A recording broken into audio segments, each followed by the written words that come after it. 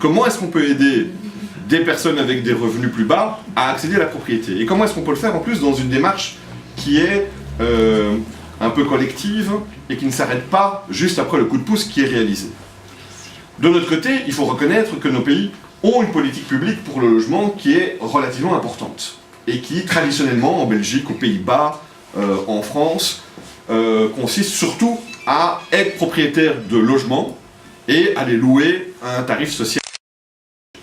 Ici, ce qu'on a proposé au gouvernement, c'est de rajouter, finalement, à ce qui existe déjà, et qu'on ne va pas arrêter de faire, c'est essentiel, il faut bien le dire, un autre dispositif, pour pouvoir aider quelques ménages qui peuvent être intéressés par ce type d'offre à accéder à la propriété.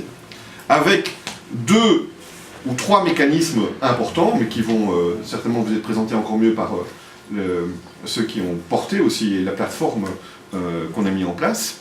C'est le fait qu'on exonère effectivement le prix du terrain. On devient finalement propriétaire des briques en ne payant que les briques et pas le terrain.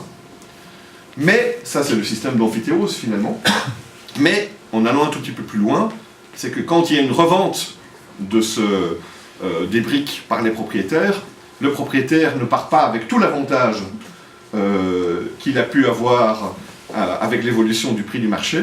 Il y a une captation de la plus-value qui existe et qui reste dans les communautés, dans le trust, pour pouvoir justement permettre de continuer à aider d'autres publics dans le futur.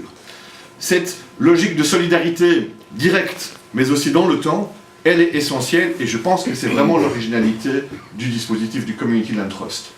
L'autre originalité, c'est qu'on met en place des structures hybrides pour gérer ce système-là, où la place des habitants, la place des associations est reconnue de manière forte, à côté des pouvoirs publics.